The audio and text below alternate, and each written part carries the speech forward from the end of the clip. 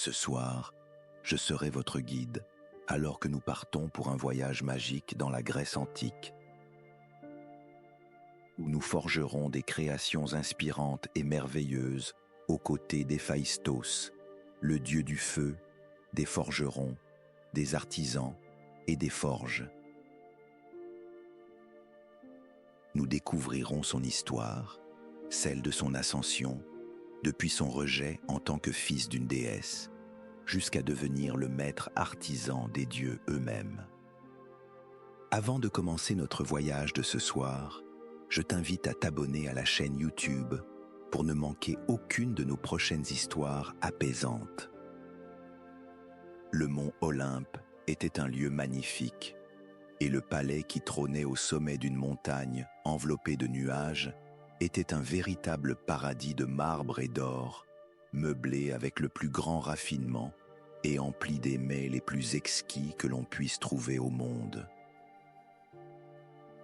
Le mont Olympe était digne d'un roi, ou dans ce cas, des dieux. Bien au-dessus des cités de la Grèce, le mont Olympe était le lieu de résidence de tous les principaux dieux. Bien qu'ils fussent des êtres puissants, dotés de capacités divines, de sagesse et d'une richesse inimaginable, ils possédaient de nombreux traits humains. Et en tout comme les mortels, les conflits étaient fréquents entre les puissants dieux de l'Olympe. Les dieux grecs n'étaient pas des êtres parfaits, et Zeus, le roi des dieux, maître du ciel et du tonnerre, était peut-être l'un des plus imparfaits d'entre eux. Lui et son épouse, Héra, déesse du mariage, des femmes et de la famille, se retrouvaient souvent en désaccord. Leur relation était fréquemment troublée, car Zeus avait de nombreuses aventures, parfois avec des mortels, et parfois, il engendrait même des enfants seuls. Au début de la vie des dieux grecs, Zeus créa sa fille Athéna sans la participation de quiconque. Cette conception solitaire blessa profondément Héra, qui décida, à son tour, d'enfanter seule. Athéna était une déesse d'une beauté éclatante, sage, intelligente, la déesse de la sagesse, de l'artisanat et du courage. N'importe qui aurait été honoré d'avoir une telle fille, et Héra se lança dans la quête d'avoir un enfant encore plus remarquable qu'Athéna. Ce n'était pas une tâche facile, et bien qu'elle sût que cela pourrait mal tourner, elle décida malgré tout de tenter l'aventure. La douleur et l'humiliation que Zeus lui avait infligées étaient trop grandes. Elle pensait qu'avoir un enfant seul apaiserait son chagrin, que Zeus serait jaloux et comprendrait enfin la blessure qu'il lui avait causée. Une nuit, alors que la lune montait haut dans le ciel au-dessus du mont Olympe, tissant une douce lumière argentée sur les sols de marbre et d'or, Héra donna naissance à son enfant conçu seul. Dehors, le vent cessa de souffler contre les murs du palais, et les hautes herbes se figèrent sous la caresse de la nuit. Même les grillons suspendirent leur chant. Seul subsistait le son du premier souffle de son enfant. Lorsque Héra baissa les yeux sur son nouveau-né, elle s'attendait à voir un fils digne d'une déesse, un enfant brillant de l'intérieur, beau, exceptionnel, parfait même. Car les enfants des dieux rayonnaient d'une énergie magique, une lumière intérieure qui les rendait uniques. Mais lorsqu'elle posa son regard sur son fils, elle ne vit rien de tout cela. Son fils était loin de l'idéal divin. Il n'avait ni le visage parfait d'un dieu, ni une chevelure qui capturait la lumière de la lune. ni des yeux scintillants lorsqu'il souriait. C'était un enfant avec ce que les dieux considéraient comme des imperfections. Héra fut dévastée, non seulement par l'apparence de son enfant, mais surtout par la douleur de sa naissance solitaire et par la trahison de Zeus, qui l'avait poussée jusqu'à cet acte désespéré. Elle ressentit une immense honte, de la colère et de la frustration, tant et si bien qu'elle peinait à contenir ses émotions. Dans son chagrin et sa déception, Héra rejeta son fils. Son fils, Héphaïstos, tourbillonna à travers les nuages du mont Olympe, chutant vers la terre, loin, très loin du royaume des dieux. Loin d'Héra, de Zeus et de tous les tourments qu'ils avaient causés ensemble. Le voyage fut long et périlleux, voyage qu'un simple mortel n'aurait jamais pu survivre, et encore moins un enfant si jeune. Héphaïstos atterrit bien en dessous du mont Olympe, plongeant dans les eaux au large de l'île de Lemnos. La mer y était magnifique, un vaste tableau d'eau céruléenne, sciant, saphir et marine, tourbillonnant et éclaboussant sous la lumière douce de la lune. Mais ces flots, aussi splendides soient-ils, n'étaient pas un lieu sûr pour un enfant, et certainement pas pour un enfant aussi vulnérable qu'Héphaïstos. Cependant, peu après avoir plongé dans l'eau fraîche, deux mains bienveillantes l'enveloppèrent doucement. Ses pleurs cessèrent aussitôt qu'il sentit la chaleur de leur toucher. Et lorsqu'il leva ses yeux embués vers le visage de celle qui l'avait recueilli, même si jeune, il sut qu'il allait être sauvé. La femme pencha son visage vers Héphaïstos, et dans ses magnifiques yeux bleus, miroir des flots qui les entouraient, il lut de la pitié et une tendre inquiétude. Elle s'éleva hors des vagues de façon surnaturelle, marchant sur l'eau comme si elle foulait les prairies fleuries des montagnes lointaines d'où il avait été jeté. Elle le berça doucement, caressant son front du bout des doigts, un doux sourire illuminant ses traits. La chaleur de son geste emplit Héphaïstos d'une paix immédiate, comme une caresse bienveillante qui l'enveloppait et l'accueillait dans ce nouveau monde, le monde qu'il aurait dû connaître depuis sa naissance. « Que voilà, petit trésor !» murmura la femme en le couvant du regard. Elle chatouilla doucement la plante de son pied, un pied tordu qui ne fonctionnerait jamais comme les autres. Mais cela n'avait aucune importance pour elle. Héphaïstos rit sous la caresse, un petit éclat de bonheur, et elle ne put s'empêcher de sourire à son tour. Son nom était Thétis, une nymphe marine, déesse des eaux profondes. Son histoire était étroitement liée à celle de Zeus et aux autres dieux et déesses de l'Olympe depuis longtemps.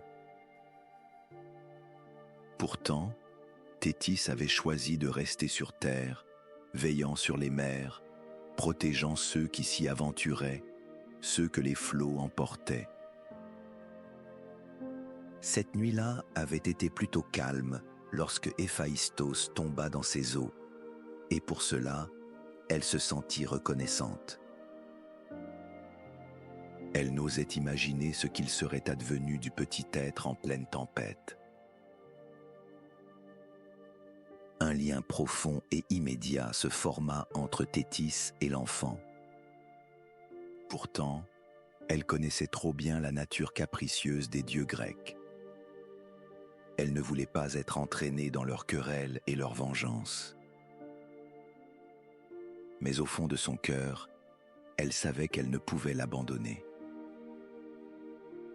Il lui fallait trouver un refuge sûr où Héphaïstos pourrait grandir et s'épanouir en paix.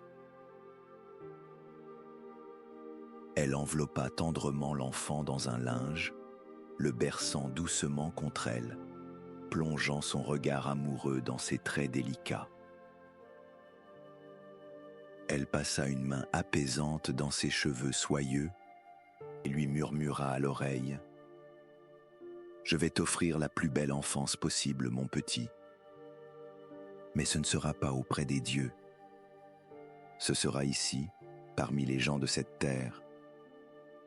Tu grandiras, tu riras, et chaque jour, tu joueras et apprendras sous la douce lumière du soleil, loin d'eux, loin du passé que tu laisseras derrière toi. » Sur ces paroles empreintes de tendresse, elle serra un peu plus fort Héphaïstos contre elle. Avec une grâce infinie, elle fendit les flots, portant dans ses bras le jeune enfant. Autour d'elle, l'écume s'élevait en un voile scintillant, l'enveloppant d'une lueur magique qui fit éclater de rire Héphaïstos, émerveillé, tendant ses petites mains vers elle. Thétis sourit, déjà certaine que cet enfant serait exceptionnel. Elle sentait, au plus profond d'elle-même, cette étincelle unique qui brillait en lui, même si jeune. Elle atteignit les rivages de Lemnos, une île splendide posée sur la mer Égée. L'île se dressait dans toute sa majesté, avec ses falaises escarpées caressant les nuages, ses forêts d'oliviers et de citronniers, et surtout, ses côtes merveilleuses qui s'étiraient au bord de la mer, liant villages et collines lointaines. Thétis, le cœur chargé d'amour et d'espérance, porta Héphaïstos jusqu'à la porte d'une famille du village. Les habitants de cette île vivaient loin du reste de la Grèce, et plus important encore, loin des affaires et des querelles des dieux. Ici, Héphaïstos ne saurait rien de son passé, rien de ses origines, ni de l'abandon cruel qu'il avait connu. Ici, il pourrait mener une vie douce, pleine de joie et de lumière. D'un dernier regard tendre, Thétis adressa un signe d'adieu au petit Héphaïstos avant de replonger dans les vagues douces qui caressaient le rivage. Dire au revoir au précieux enfant brisait son cœur, mais elle savait que c'était là ce qu'il y avait de mieux pour lui.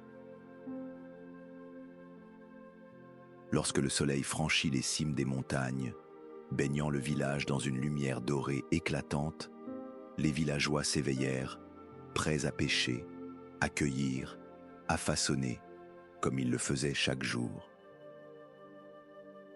Mais ce jour-là était différent, car un nouvel habitant venait de rejoindre leur monde, et une famille en particulier accueillit un nouveau membre.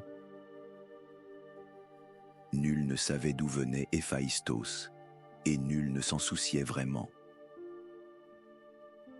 La difformité qui avait tant effrayé Héra ne troubla pas les villageois.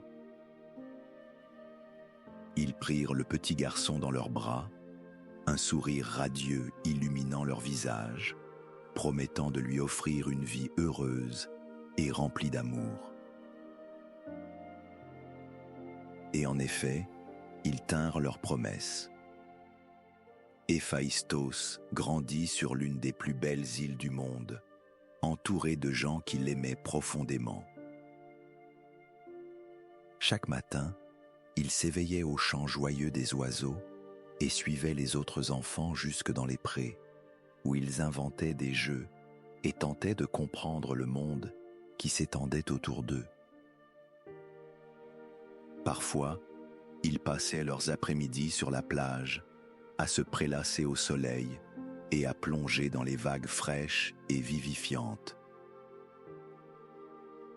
L'après-midi venu, Héphaïstos aidait sa famille aux tâches quotidiennes. Contrairement à certains enfants, il aimait participer aux corvées. C'était pour lui l'occasion de bavarder, d'apprendre, mais surtout de travailler avec ses mains. En raison de sa claudication, il lui était difficile de participer aux jeux plus physiques des autres enfants. Quand il courait en riant autour d'un ballon, il se retrouvait souvent assis sur la touche, observant, mais sans jamais se décourager. Car au lieu de se laisser envahir par la tristesse, Héphaïstos se tournait vers autre chose. Dès son plus jeune âge, il se sentit irrésistiblement attiré par la création, par l'envie de construire avec ce que la nature de l'île lui offrait. Tout petit déjà, il ramassait des cailloux et les façonnait en petites pointes de lance ou en jouets simples. Et plus il grandissait, plus ce désir de créer prenait racine en lui. Il passait de longues heures à l'extrémité de l'île, là où se trouvait la forge du forgeron local. Les jours de pluie, lorsque le village se faisait silencieux et que les corvées étaient suspendues, Héphaïstos s'éclipsait discrètement de la maison, avant même que ses parents ne s'aperçoivent de son absence. Il flânait sous la pluie, laissant les senteurs magiques de l'île emplir ses poumons. Le parfum sucré des vergers d'agrumes, l'odeur saline de la mer, le parfum riche et vivifiant de la terre humide et du sable doré. Tout cela le remplissait d'un profond sentiment d'appartenance. Mais il y avait un parfum qui éveillait en lui quelque chose de plus profond encore. L'odeur enivrante de la forge, au bout de l'île. Il se postait à la fenêtre de l'atelier, se hissant sur une petite caisse pour mieux voir. Il pouvait rester là des heures, émerveillé, à observer le forgeron manier le feu et le métal, transformant ce qui ressemblait à de la lave en armes étincelantes, en bijoux brillants, en objets emplis de force et de beauté. C'était une véritable magie à ses yeux. Et jamais il ne s'était senti aussi profondément à sa place. Très vite, le forgeron le prit sous son aile. Mais il ne fallut pas longtemps pour que l'élève surpasse le maître.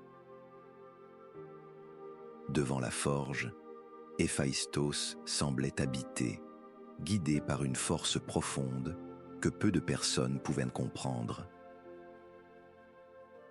Enfant, il façonnait des bibelots et des jouets. Adulte, il créait les armes les plus fines de toute la Grèce. Et bientôt, ce n'était plus seulement la Grèce qui parlait de lui. La renommée de ses créations gagna jusqu'aux dieux de l'Olympe. Pendant que ses œuvres séduisaient les plus puissants, Héphaïstos, devenu un jeune homme accompli, commença à se poser des questions. Il ressentait au fond de lui le besoin profond de découvrir ses origines, de comprendre d'où il venait, et surtout de connaître ses véritables parents. Il se sentait différent, d'une certaine manière, non pas à cause de son infirmité, mais à cause de son incroyable talent. Alors un jour, il décida de partir en quête de vérité, parlant à quiconque il pensait pouvoir l'aider à découvrir ses véritables origines. Ce ne fut pas une tâche facile, car bien peu de personnes connaissaient son existence, et encore moins la véritable histoire de sa naissance. Mais à force de persévérance, Héphaïstos réussit à rencontrer quelques-uns de ceux qui connaissaient toute la vérité. Lorsqu'il apprit qu'il avait été rejeté par sa propre mère, la colère s'abattit sur lui comme une vague furieuse. Il était inconsolable, envahi par une rage sourde face à la trahison de celle qui aurait dû l'aimer sans condition. Peu de temps après, quelques dieux de l'Olympe vinrent à sa rencontre, non pas pour faire sa connaissance, ni pour l'accueillir parmi eux, ni même pour évoquer son origine. Ils vinrent simplement, avides d'obtenir ces créations extraordinaires. D'abord, Héphaïstos les repoussa d'un geste indifférent. Il ne voulait rien avoir à faire avec eux. Mais les jours passant, il resta éveillé de longues nuits, ruminant la trahison de sa mère, le mépris des dieux et sa propre destinée. Alors une idée germa en lui, un projet aussi brillant que redoutable. Il voulait se venger de sa mère pour l'avoir abandonné. Et puisque les dieux semblaient tant convoiter ses œuvres, sans même savoir qui il était, il savait qu'il tenait là sa revanche. Il se mit à l'ouvrage, forgeant un trône immense, somptueux, fait d'or pur et orné des plus fines décorations. C'était sans doute l'une de ses plus belles créations, fruit d'innombrables heures passées devant sa forge. Un trône digne d'une reine, un trône que nul, et surtout pas Héra, ne saurait refuser. Quand il présenta le trône à la déesse, il le fit avec un sourire énigmatique, lui assurant qu'il l'avait conçu spécialement pour elle, avec les matériaux les plus rares et les plus précieux qu'il avait pu trouver. Héra, ébloui par tant de beauté et de perfection, remercia Héphaïstos avec enthousiasme. Et sans hésiter, elle s'assit sur son magnifique trône. Mais à peine eut-elle posé son corps royal sur le siège, qu'elle se retrouva prisonnière, incapable de se lever. Elle tira, poussa, usa de sa magie. Rien n'y fit. Les autres dieux accoururent autour d'elle, essayant à leur tour de la libérer, mais ni leur force, ni les pouvoirs de Zeus lui-même ne purent rompre l'enchantement du trône. C'est alors seulement que les dieux comprirent qui était vraiment Héphaïstos. Ils le supplièrent de libérer Héra, lui promettant faveur et reconnaissance. Mais Héphaïstos, le cœur lourd de chagrin et de colère, leur répondit froidement : « Je n'ai pas de mère. » Frustré et désespéré de libérer son épouse, Zeus envoya Arès, le dieu de la guerre, chercher Héphaïstos. Mais lorsqu'Arès arriva, Héphaïstos le confronta, brandissant des torches ardentes, et le fit fuir sans hésitation. Ce fut un choc pour les dieux. Ils ne comprenaient pas comment Héphaïstos avait pu effrayer le dieu de la guerre lui-même. Pour la seconde fois en si peu de temps, ils prirent conscience de l'immense pouvoir qu'Héphaïstos détenait. Alors Zeus envoya Dionysos, le dieu du vin et de la fête. Dionysos, lui, aborda Héphaïstos d'une toute autre manière, avec calme, avec douceur, sans menace ni colère. Les deux passèrent un après-midi jovial ensemble, un moment léger, durant lequel Dionysos glissa verre après verre de vin dans les mains d'Héphaïstos. Peu à peu, le doux breuvage fit son effet. Héphaïstos bercé par la chaleur du vin et la bonne humeur de Dionysos, finit par sombrer dans un sommeil profond. Alors, avec toute la délicatesse du monde, Dionysos chargea Héphaïstos, endormi et ivre, sur le dos d'une mule. Le chemin jusqu'à l'Olympe fut long, mais jamais Dionysos ne se plaignit. Au contraire, il offrit du vin à ceux qu'il croisait, répandant la joie et la fête sur son passage, transformant ce voyage compliqué en véritable procession de gaieté. Quand enfin ils atteignirent le sommet du mont Olympe, Héphaïstos reprit vite ses esprits. Zeus s'adressa à lui sans détour, lui demandant ce qu'il désirait pour consentir à libérer Héra. Il lui promit n'importe quelle faveur, et cette offre éveilla une vive curiosité chez Héphaïstos. Avec assurance, Héphaïstos déclara qu'il souhaitait obtenir la main d'Aphrodite en mariage. Aphrodite, considérée comme la plus belle déesse de tous les temps, et Héphaïstos ne faisait pas exception à cette admiration. Pris au piège, Zeus accepta. Mieux valait affronter la colère d'Aphrodite que celle d'Héra. Alors Héphaïstos s'approcha du trône enchanté et d'un geste libéra enfin sa mère.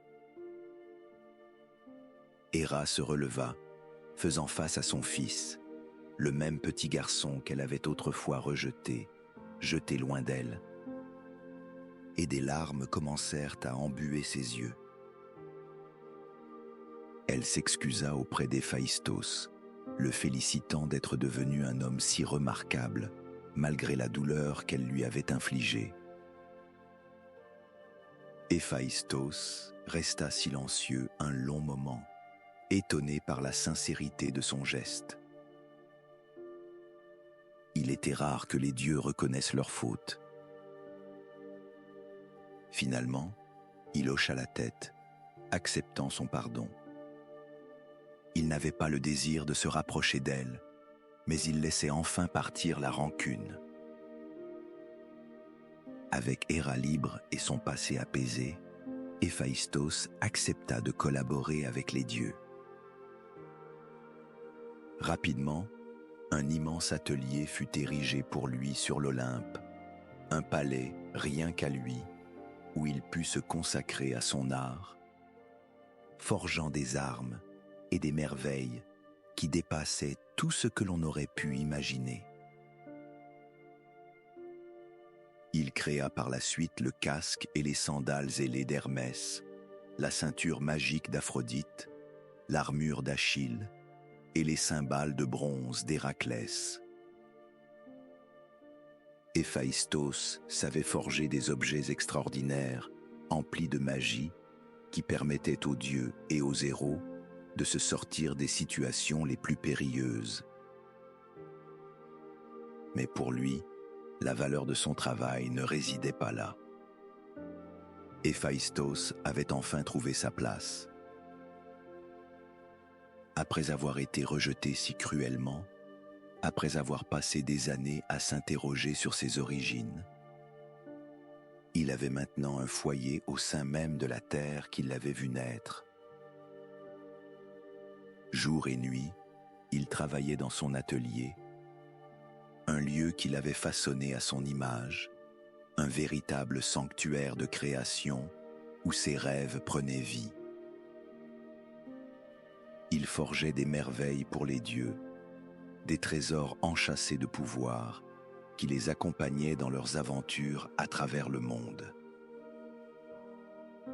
Et à chaque fois qu'il les voyait repartir, parés de ses créations, il y avait toujours une lueur dans ses yeux, un éclat de fierté tranquille.